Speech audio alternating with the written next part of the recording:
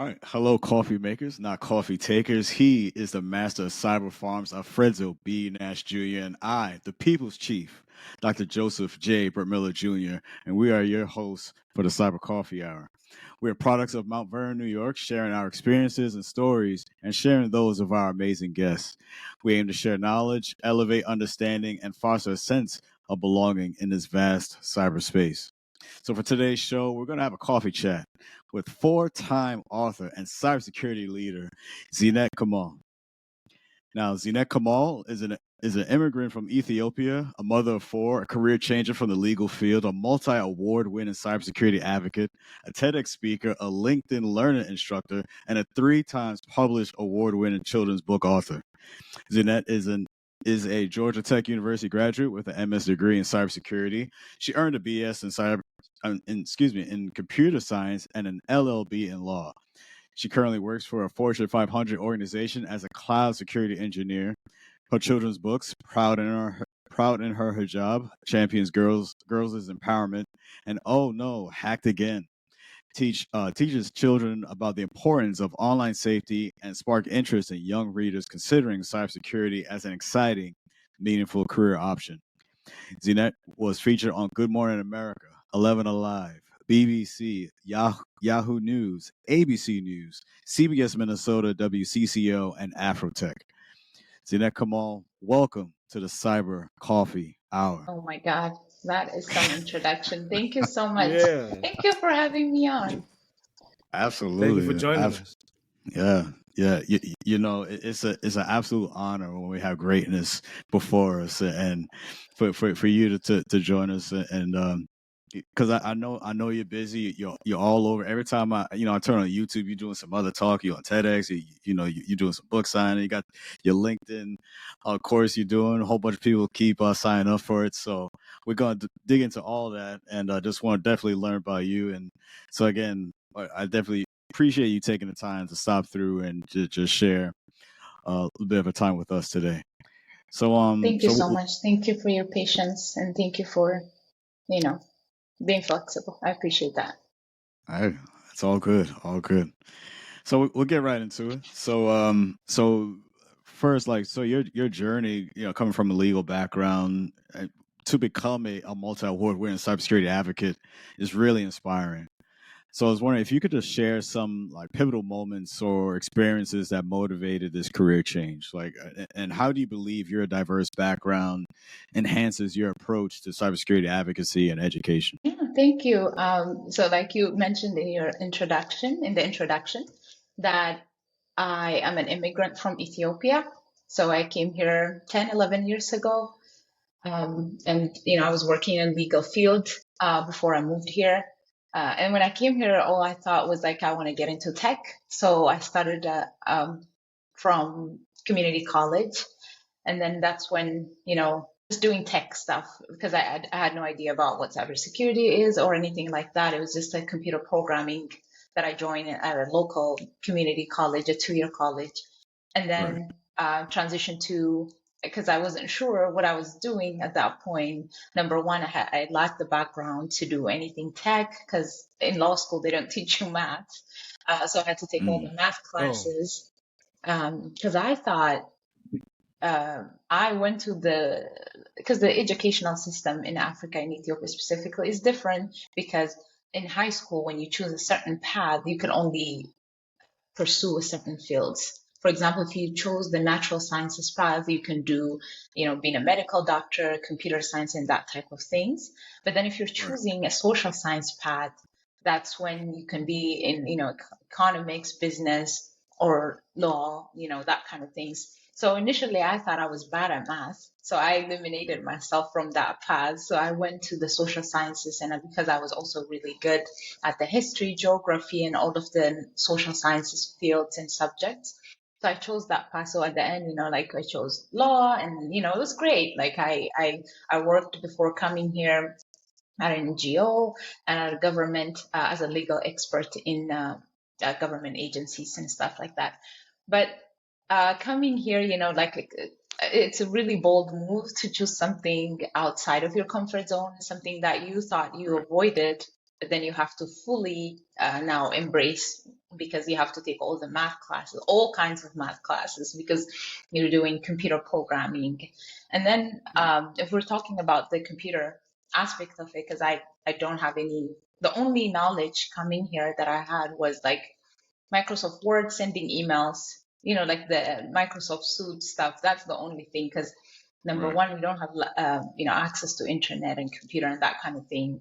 And I always talk about how in high school we only have a class per week, where we have 40 minutes class in a 12th grade or something, where we do just be seated for 3 people, and then we just had a chance just to learn Word and Microsoft DOS. I think there was something called Microsoft DOS thing before that, and Word and PowerPoint. That was it.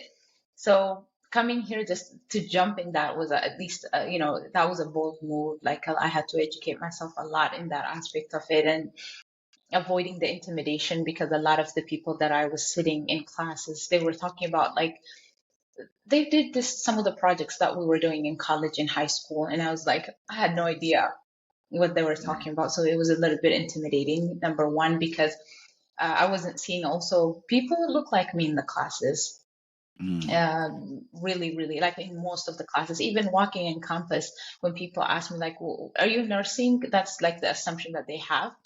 And then when they say that, I always say like, no, I'm doing computer programming. And everybody says, oh, that's different. And I didn't think about it, at that, like there are people who pursue certain fields, like there's that assumption of that you're supposed to be studying a certain field if you're looking some type of way. So so that's what I did, my associate's degree. And then I transferred to a 4-year degree to do my bachelor's in computer science, because I did all the projects and deadlines and everything, because I was also a mom. At that time when I came, I had my oldest. He was 3-year-old. Now he's 14. I don't know where time goes, but he was there. And then I came 7 months pregnant with my second one. So I started right after I gave birth to her. I just started the school, the community college that I mentioned. So I transferred to a 4-year university where I did computer science, because I thought I needed to expand, because I up until I graduated with my associate's degree in computer programming, specifically with Java programming was the program. I mean, I got a 4.0. That was that was impressive. But then I didn't see where I could utilize that in the market. Like, I wasn't seeing myself doing any of the things. So I thought maybe if I do more, I'll find myself or something that I want to do. So I transferred to a 4-year university to do a computer science degree in like undergrad, like bachelor's degree. And then during senior year is when I discovered cybersecurity, which is like 1 year before I graduated. Was it? Yeah, the same year that I was about to graduate is when I found out about cybersecurity, because we had one elective class that we were supposed to take, which is Introduction to Information Security. And then the professor for that class, he was offering to coach, and he was soliciting students like to be in this cyber defense competition representing the university. So I was one of them. I signed up among the other people, which is again bold, because I had no idea what cybersecurity is, but I signed up for that class, which is an extra thing because I was also a full-time student at that time. And then I am a part-time IT intern at a local government. So I was trying to get the experience, trying to expand the learning. And then I became part of that competition. When we signed up, it was almost full class, but that class went every Saturday for 5 months, where we have it's mostly self-education, like to prepare. And then people started to drop bit by bit. And then at the end of the day, only 8 people would get chosen to represent the university. And I was fortunate enough to be part of that team to represent the university. And we became third place from Minnesota colleges and universities, the Metro State University that I represented with my team. And I think that exposure opened the door for, the world of cybersecurity, in understanding like the team dynamics in terms of blue team, red team, and then how in a simulated environment that we could, defend a network.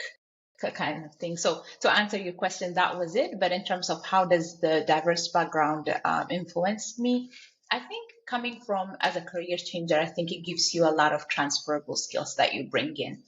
May not have the math and the cloud computing or any of the computing concepts or the programming, like you may learn everything from scratch, but you will still have, communication skills. Probably the writing skills came from law school because we used to write a lot. For one assignment to, solve one hypothetical case, you have to write 10 pages or something.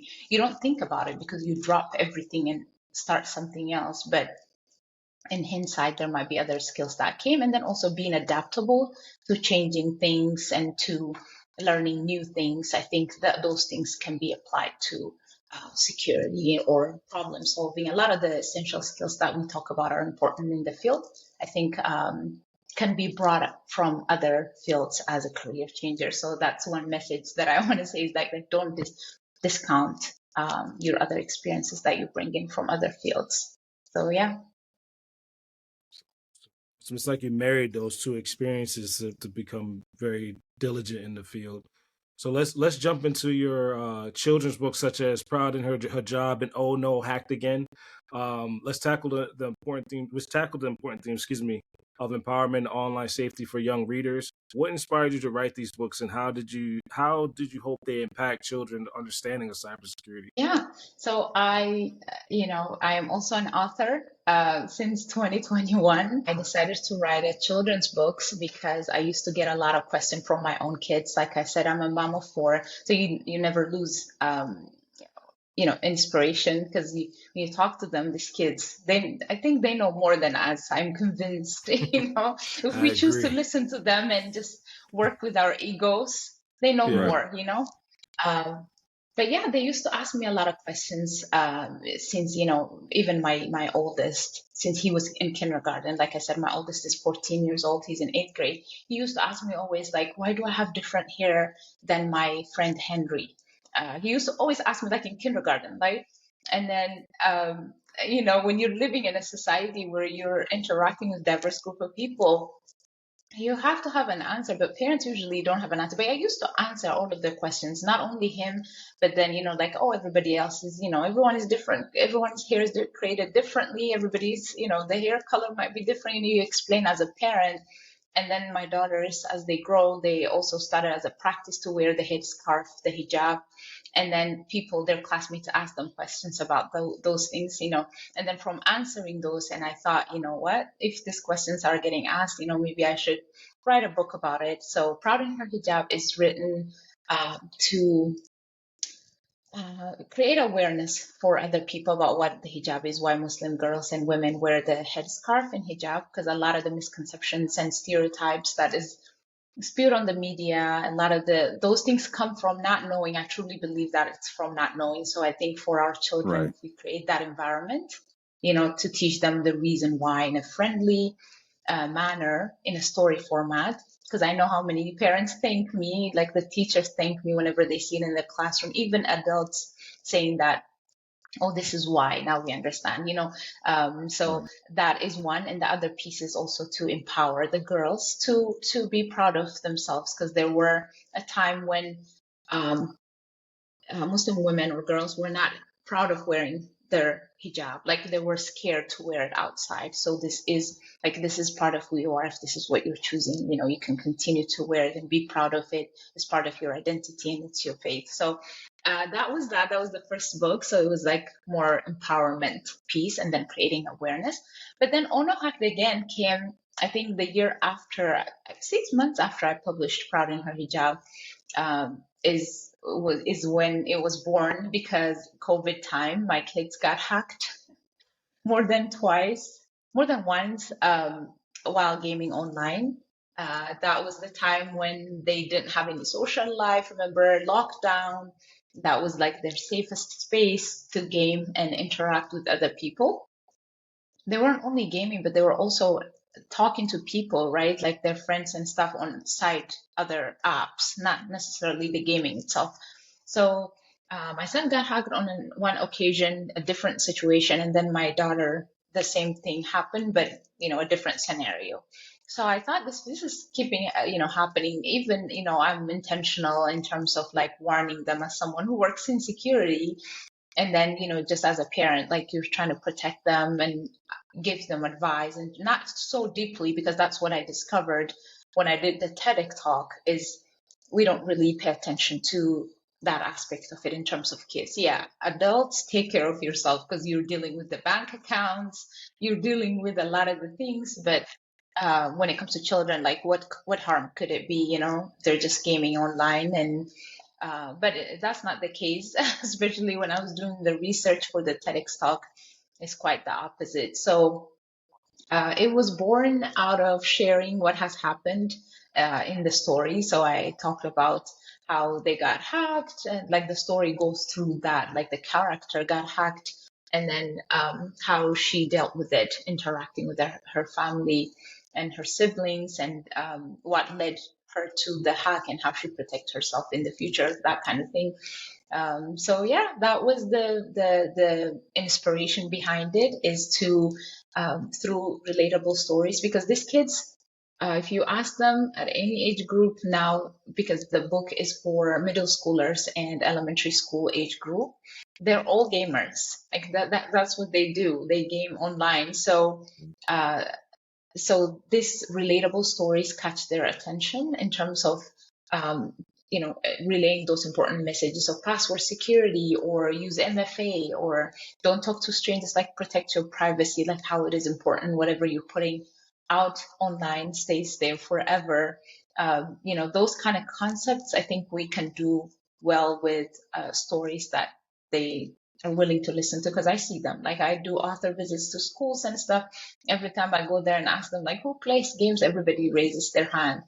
And then they're willing to share their stories and secrets, right? Like what happened, how we got hacked, and all of those things. So it's a really, really good, important, conversation starter between a parent, a child, a student, and educator, in terms of, educating the youth in terms of uh, how to protect themselves online, whether gaming or not. Not everybody may be a gamer, but you're interacting for school or for other purposes online. So yeah, that was the reason it was really received well. All of the medias that you mentioned is as a result of that book. The TEDx was based on that book. And then also, the segments that I did with the different medias is also based on books. So it was really received well.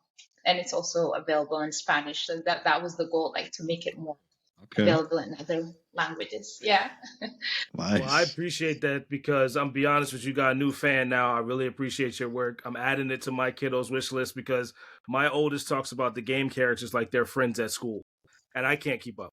They all talk about it during pickup, and now my son, her brother, right, is the youngest, on the tablet with her too.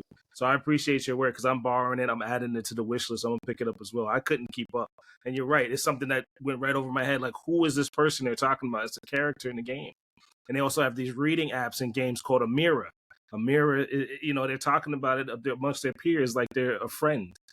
So thank you for that. I'm definitely gonna pick up a copy and try to school myself on it as well. So jumping off of that too, we have another one. See Yourself in Cybersecurity, your international Amazon #1 bestsellers guide for middle schools and high schools, like you said. Interested in pursuing careers in cybersecurity. Could you discuss the inspiration behind that book and how you aim to inspire the next generation of cyber professionals? Yeah, that one is my latest one that got published last year, just before my grad school graduation at Georgia Tech. So I was doing it in parallel with the schooling, but it was really important because, how aspiring professionals, I get almost daily messages from on LinkedIn, how to get into cybersecurity. I love what you're doing. I want to be doing the same thing, but then they're always asking, I want to get into cybersecurity. And I always find this common theme that people think that cybersecurity is just a one thing, without realizing that cybersecurity is very broad and it has a lot of domains within it. So I always end up explaining that, first of all, you need to know this. First of all, you need to know why, know your why, but then also, did you know that also there are different domains that you can explore to? The opportunities are there, but then cybersecurity is not one thing. And then I thought of, since I am in the theme of children's, I thought of, our youth, because we always talk about how we should be, inspiring or introducing STEM fields to children at a young age, and cybersecurity comes top of mind. Like if the aspiring professionals don't know, how our upcoming generations know? And we always talk about the workforce gap now, which grew to 4 million. We've always heard about it since I joined the field. That's the common theme. One is women in security, how it was like 11% to 24%. Now it was never there, and I wrote a lot of articles about it, and I talked about it in the past. But with the youth, like if we're talking about workforce gap, like how are we thinking long term? How do we nurture that talent from? Because if they're not seeing people around them doing it, how are they going to get inspired? If they're not seeing people look like them or not seeing it, So that was the motivation behind it, to create a book for middle schoolers and high schoolers to introduce them cybersecurity, like why it is important, but then also to break down the 14, 13 roles that I covered within that small book. It's 5x8 small book, but then it has illustrations showing different roles as kids in diverse backgrounds from across every spectrum, how they could see themselves doing the same thing in those fields. So one, I could be talking about forensics, and then in other times, GRC is discussed, sales, even sales. Like, so the hardest part for me to, release that book was, number one, am I speaking in kids' language? Because some of the terms that were used to describe those roles might be too technical. But then I thought, if you teach kids, they'll know. They'll know. If you try to, of course, don't make it too technical. Even adults don't want to deal with that. But then I have glossary at the end of each role that I've described. And then I used as role models the people that I know from LinkedIn that I, are inspirational to me. For example, AJ Yon, he's my mentor. Like he's on the book as a child, but wanted to be in GRC space because I know that AJ is in GRC. Or Jarek Beeson, who's a CISO, like he wants to be a CISO. So those are some of the things that I used to show diverse characters, to show that anybody can pursue this field. And hey, it exists, because people always say that kids might say, I want to become a doctor, a teacher, a plumber, or whatever field, but you don't hear them say, I want to be a cybersecurity professional. So at least what we could do is tell them that it exists, and then let them make their choice. And I talk about this incident where I went to school to do a book read aloud, and I was talking about this, and the kid, he raised his hand and he said, like, for now, I'm going to keep being a soccer player. I don't want to be, pursuing cybersecurity. But he said, it's so interesting, like he stopped everybody, and it was like the last question, and then he raised his hand and he said, but when I become a famous soccer player, can you be my cybersecurity person?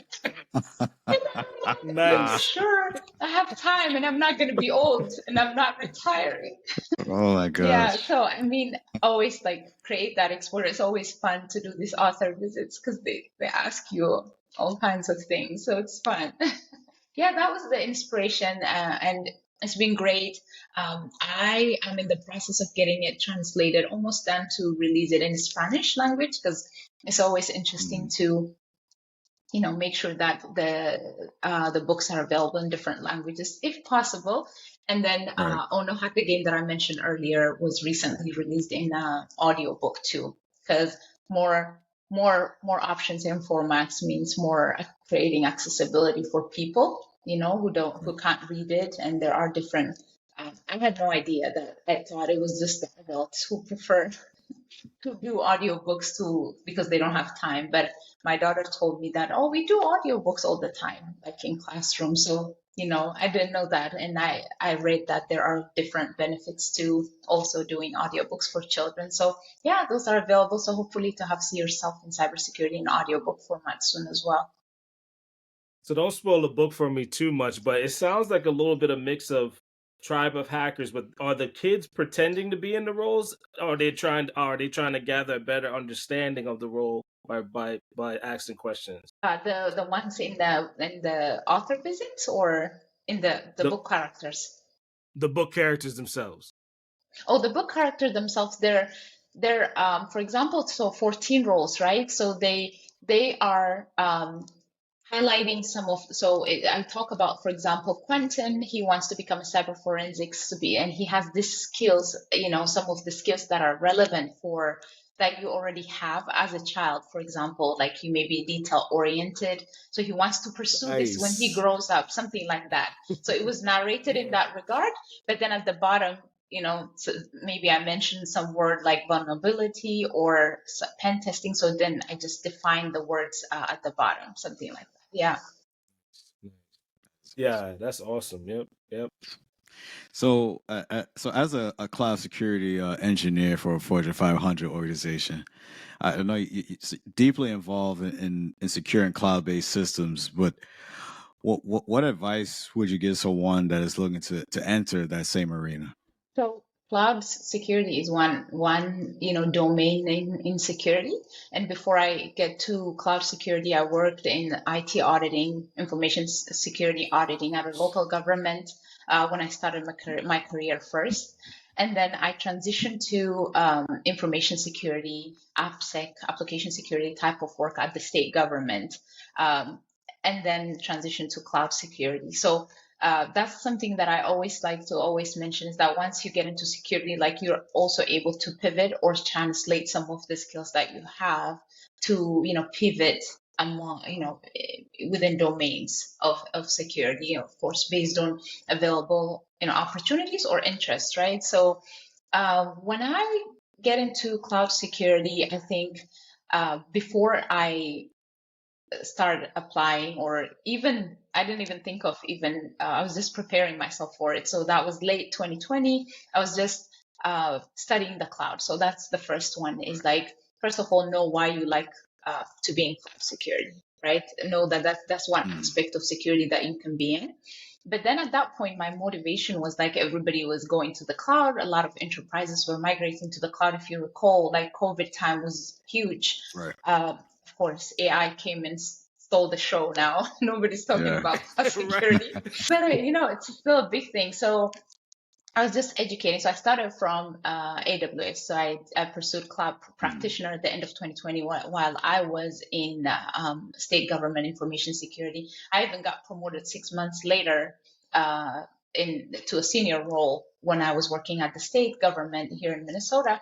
But then I was just preparing myself. So I just did the cloud practitioner.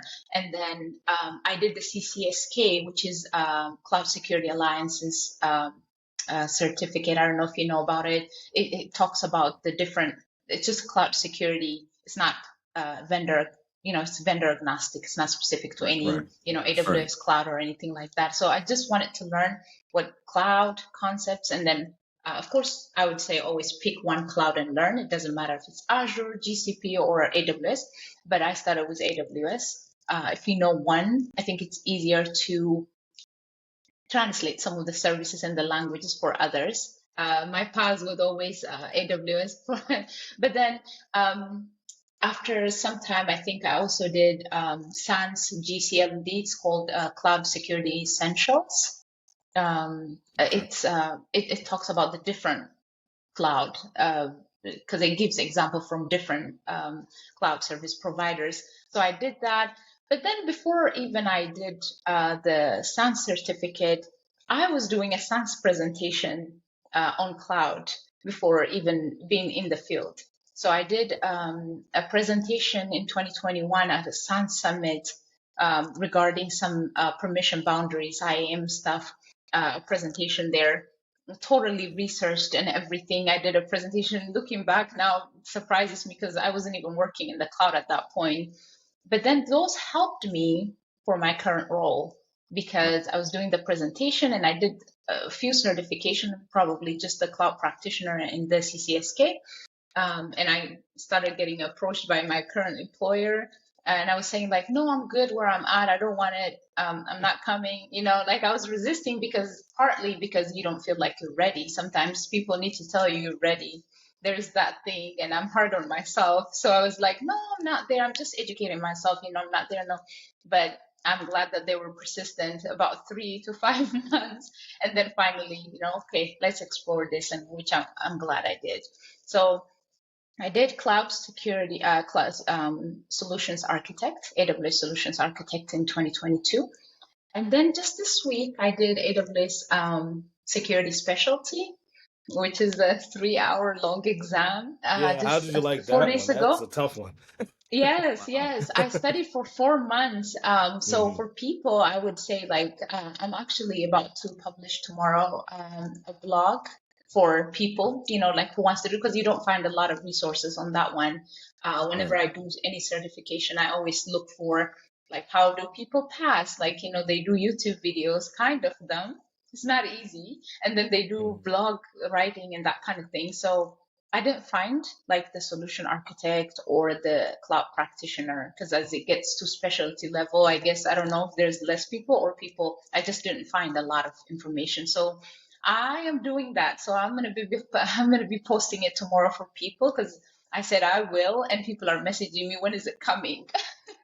So it's already written. I'll just publish it tomorrow and post about it. But I recommend for people who want to get into cloud to learn the cloud. I know that it's important because a lot of organizations are on there. And one of the biggest challenges in cloud security is lack of skilled professionals. And I have some numbers that I posted about it. I don't have it at the top of my mind, but one of the challenges, like misconfiguration, all of the things, but also lack of skilled professionals in the field. So you can still be educating yourself and be prepared in that regard. So start with any cloud type, and they always have a path for certifications. And of course, you learn best on the job too. Sometimes, Yeah. that helped me in terms of pursuing the security specialty one, because that one's very tough. Because it's a specialty, and then also the way the exam is structured is it's a paragraph long questions and similar answers. So that was that. I prepared for it for the past 4 months or so, and that's why I've been postponing a lot of the things and invites that I was getting. So I recommend doing those paths and learning, and also getting lab experiences, because not everyone is Yeah. working in cloud. AWS has always a free lab, the well architected free lab. I'll post it on the resources that I'll be sharing, and what resources helped me, and then also how do people get that practical experiences. But you can see, if you see my even journey, uh, I did presentations, for example, that was helpful. That requires researching and doing some labs. In that presentation, I think is still on YouTube. I was doing actual, demo of showing people how to do that aspects of AWS, like IAM permission boundary, and how that helps with implementing the list privilege in the cloud. So that I think that's the path for people to go through, if they want to explore cloud security spaces. Well, first, I have to, first kudos to you. Congratulations on enduring that monster of an exam. The gauntlet. I know. My head was starting to hurt when you mentioned how long that exam was, but you did it, and I'm sure people who are following will definitely appreciate just learning about your experience, because that's always the number one question whenever someone passes an exam is, all right, what resources did you use? That's always I know that's the question I always ask, if I have the same certification I'm pursuing. So yeah, that's amazing. That's great. And again, congrats to you on passing that. Yeah, I applaud you So going to the specialty level too. That specialization says a lot as well. You kind of focus folks on to sticking to it, getting to the professional level, and holding it down at that level wherever you go. So yeah, double kudos on that as well.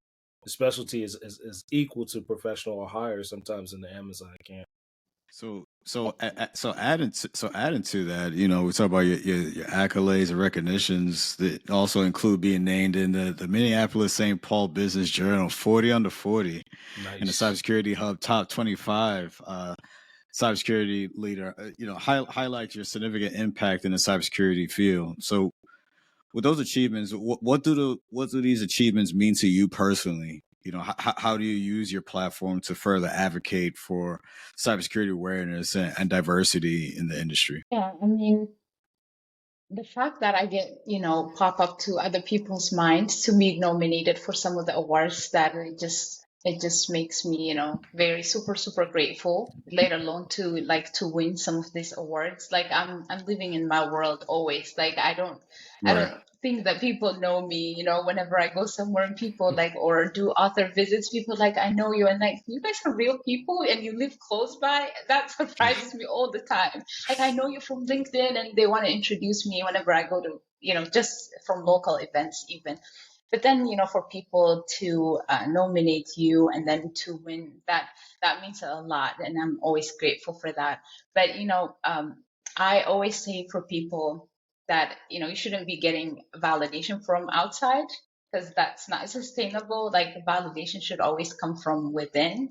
But I always use those platforms to talk about the important things that needs to be said, in terms of whenever I win an award, for example, for my books. Those are very important, and I won multiple awards with my books, and that's a platform, right, to talk about the important things, either diversity within the field, just the representation of showing up as myself, to be, because I won the SANS Difference Makers Award for Best Book of the Year for See Yourself in Cybersecurity. Just last year, I went to DC, just being on stage and receiving that award and making speech about important things that you need to, remind people. And, I think getting that platform is really important to talk about the important things, children's online safety, or women in cybersecurity, or diversity. I think that's how I see it. And I just want to use the platforms to educate and empower, advocate for,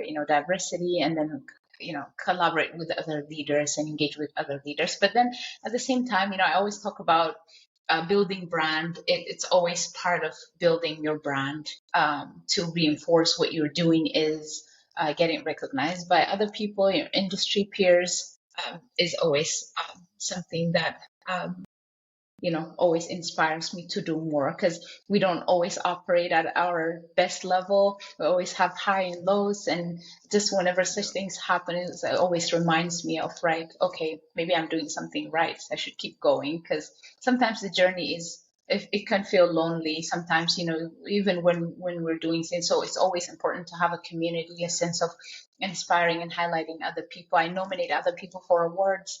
I've been doing it before nobody knew me, but then when people do it, like, that's just I think it's always good to uplift other people and recognize people's hard work, and I really, really appreciate that, and use that platform to spread something good and important, using that platform. No, I think that's great. That's amazing. So we talked about your books. Well, also just kind of just learn a little bit more as far as some of the other things that you have going on, whether with your TEDx or even with your LinkedIn courses. Anything you could share a little bit more when it comes to that? Yeah, I did my first LinkedIn learning course last year, on building your personal brand, because we always talk about that in the field. Like, we always, Right. when people advise, mentors, coaches, they always talk about, do your head down work, build your technical skills, essential skills, but then how do people know you, right? The traditional way of just sending resumes and waiting for responses is not how things are going right now, and I always share about, like, the data, how people are on social media, how employers check your social media. I mean, at least, like LinkedIn, right? The professional one. And then how it is important to build your brand, because how networking is so important, on top of doing whatever you're doing to build your technical skills and essential skills, is like to network and build your brand. And initially, I was like, what is a personal brand? Probably I was doing it without knowing. I was building it without knowing what it was called. So my course is on how to build your brand in cybersecurity. And yeah, that is already out last year. It already has over 3,000 learners taking the course, and I've been receiving a real good feedback so far. Yeah, that was that. And I'm also creating another one this year on a cloud security topic. So I'll be heading back to California again in August to record the course. So I'll be sharing the specific topic of what the course is about in the coming few months or so. So that was that. And I think you asked about the TEDx too. TEDx, well, that's a big stage for someone to start and do first speaking on a stage. Like that was my first in-person talk that I did. But sometimes, and as an introvert, I would be saying no in the past, but sometimes when you're having important messages that you want to share, sometimes it's not about you. It's about the idea that needs to get out, right? So I did my first TEDx talk at TEDx Minneapolis, which is already on YouTube right now. So it's based on one of my books, like I mentioned earlier, Oh No, Hacked Again. The concept is similar. I shared a lot of the stories that wasn't shared on there. What are some of the threats that are out there for children's online safety, and how what are some of the call to actions? Because in TEDx, you can't be talking a lot more than 12 minutes. So that big topic in 12 minutes is out there, and it has over 121K viewers on YouTube right now. So I encourage everybody to check it out. And it has call to action for parents, educators, and policymakers in terms of how we need to be protecting our children online, their security and privacy. So yeah, that was that. So been trying a few things here and there outside of work.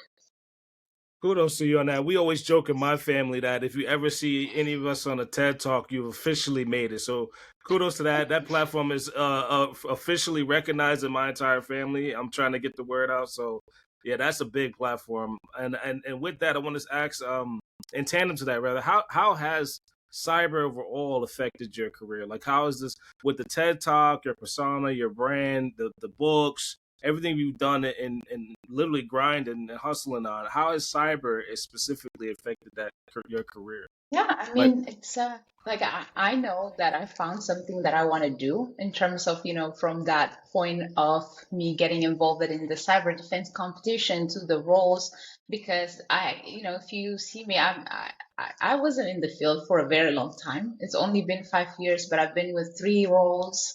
And then, the books and the courses and the TEDx, all of the things. So when you find something that you love doing and find it impactful, I think you don't see it as a job. You just enjoy doing it and trying to find other ways to solve a problem that you're seeing or to creating impact. It doesn't matter how long you've been within the industry. I think that's how I see it, because people ask me, you've not been working in the field 10, 15 years? No. I just hit 5 years. So I think it's, I think anybody, if I can do it, anybody can. As a mom of 4, if I can do it, anybody can. Nice. What are some obstacles you had to overcome along your journey? Oh, going to school. Like for the past 9 years, I've been in school, from associate's degree to bachelor to master's degree, and doing it on top of having kids and raising little humans and dealing with them. I think that's been a challenge in terms of like coordinating, to do nighttime classes or online classes, or COVID time, they decided to make the house school, and they were having this office all, classroom, right? That we have 3 kids in 3 different classes, COVID time, that needs distance learning support. And on top of that, I just had a baby with my 4th one. He was a newborn. He was 4-month old at that time. And then I had a new job at the state government. So at that point, there was no book, no TEDx, no LinkedIn, nothing. Probably I had like 200 connections on LinkedIn, but that's when it started, right? Like, so supporting. So those were the challenges in terms of like going back to school. It's not the same. Like I did my law school back home, but that was my only job. But when I do schooling on top of rebuilding my career while raising a family, and then also pursuing crazy adventures on the side, such as let me write a book. Side quest. Exactly. Those are not easy. Like that wasn't my main job. I have responsibility for the kids. I have to help them with something or answer their, answer them when they call me 100 times for no reason. So it was just those things that, of navigating and prioritizing and reprioritizing, because I don't want to, there's no work-life balance. There's no balance. You don't balance it at the same time and go perfectly. You just prioritize and reprioritize and go from there. So, yeah. I have a cousin that would call us insane professional students for going back to school consistently and staying like habitually in school. He says we're insane professional students. I know, and there are still people who are suggesting that I go for a PhD. Advise me, doctors. Advise me not to. You never know. You'll come out with two PhDs. Dual PhD at the rate you're going, right? Never know. So as you're working through that, and maybe you're even considering maybe going for that PhD, what would you say is your favorite coffee that's gonna help you get through that? I mean, I always send them this meme where I'll send you the meme, but when people ask people to go for a PhD, but I like, my husband he's a very coffee fan, and he makes all the coffee, not me. I just drink. Back then I used to, because in Ethiopia we have a traditional way of making, even here. Coffee came from Ethiopia. I don't know if you know that, but we have a special way of making it. We have a special ceremony for making it. Like you get the whole coffee bean, you roast it, you grind it, and it's the traditional way. Like when we didn't even have like the machine that we use here. There is back home, but the majority of the population use it to grind with I don't know, some tool, I don't know how to explain it, but you do that. And then we make it with a special pot, and then the cups are this small but strong. You don't add any milk or anything. And it's very, like, if you Google Ethiopian traditional coffee making, you'll see it's a whole vibe. And it has popcorn. I'm down. I think I've seen that. Yeah, I'm down. I think I've seen it too. I think I know exactly what it looked like magic to me. I know there's like there's a scent that they would put on we put on a charcoal, like there is a sun coming, a scent coming, a beautiful scent, and then there's a popcorn on the side. It's a whole ceremony. Like there's a first round, the second round, the third round. I'm actually looking at it. It says Ethiopian coffee ceremony. So I'm down. I'm down for that. Exactly. Go to Ethiopian restaurant. I know. So yeah, so dark, like just the usual one that we drink is right now, because we're busy, we don't really have time for the ceremony, but I recently got the thing to make it and stuff, because when my kids were very little, they used to break the pot every time. So I quit. I'm like, I'm not doing it, because they go over there, they break it, it cracks it, and it's gone. And then I buy it. And then now it's not sustainable. You know what? I'm going to wait until they grow up. So we use a coffee machine, and then we just drink, black coffee with no sugar. That's how we drink. Yeah. Well, you converted my thinking now. I'm gonna try to make that a hobby in my household. So coming off of that, are there any hobbies that you take interest in now with everything along? Like, so when you take a break or when you settle down, what do you do, as a hobby or for fun? I don't really have a social life, especially after COVID time, because my kids take up all the time. I'm like, call me in 5 years. All my friends run away. Wow. I wasn't expecting that. I know, it's always our kids, it's realistic. Like, I'm not going to pretend, but I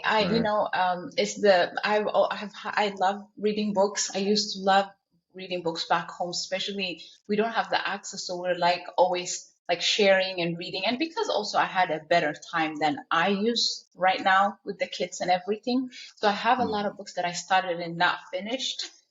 Right. So I have books that I'm reading, like I've started and stopped. So I'm like always like, one day I'm gonna come back. But I love reading. But then just the best thing right now is just talking to my kids, like just having conversation with them. There's always something interesting coming up, from having conversation with them. That's the best thing, and just doing things together, like going out somewhere and that kind of thing, like just the simplest things. But social life is and I became more introverted. Like, unless I'm invited for some event, I go in, do something, and leave. And my husband knows like the the amount of time that I am like there, not checking out, whenever I get invited for some places, because like I'm introverted, like I'm done, I'm leaving. So yeah, those two things, just spending time with my kids for now. But I love reading books and I want to get back to it, because I've been busy the past few years just writing books and publishing. That whole journey is its own work. And I definitely could relate to you when you talk about, because I think what you described is the Irish goodbye. So like if you're out at a social event and A bell goes you off. just dip out, you just leave without saying bye to anybody, and you're like, hey, where did she go? Oh, she left like a Exactly. half Like, hour ago.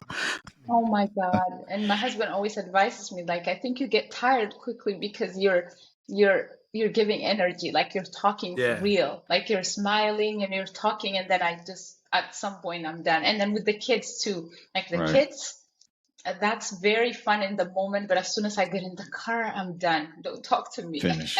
I'm Right. tired. Yes. It's just the energy. So I think that's how I know that, oh, am I introverted? And then whenever there's something like, oh, there's something coming up, like just the idea of doing it weeks before, just talking about it, just that, just I think this COVID lockdown changed a lot of our things and interactions.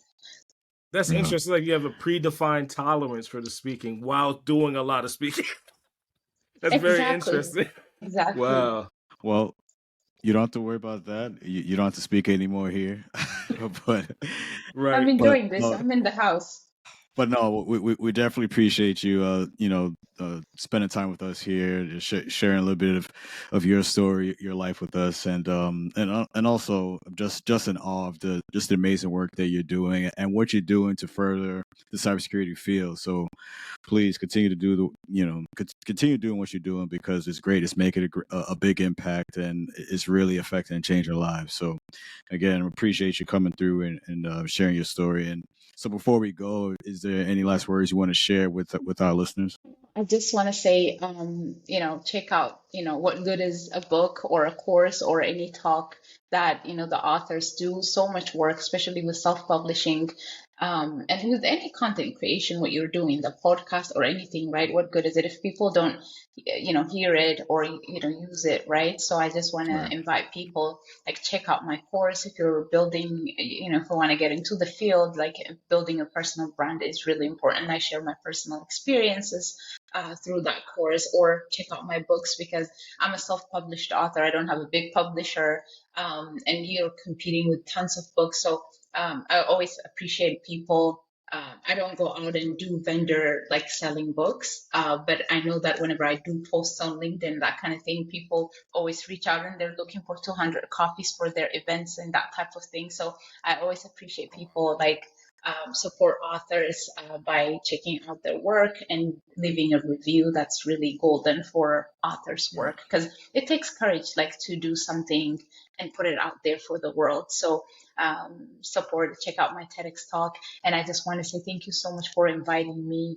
I know that, and I want to thank the people who are listening, your audiences. I want to thank them for taking the time to listen to this episode and other episodes because I know how much time we spent in creating this content to put it out there for other people. You're doing it to benefit others. So I appreciate you and I appreciate the audience. Thank you. Appreciate you joining us. And thank you for that, and thank you those listening in, tuning in to the Cyber Coffee Hour. If you enjoy this episode, please like, share, and subscribe. Follow us on all of our platforms. You can find the Cyber Coffee Hour on YouTube, Spotify, Apple Podcasts, and Google Podcasts. That's it. That's a wrap. We'll catch you on the next one. Peace.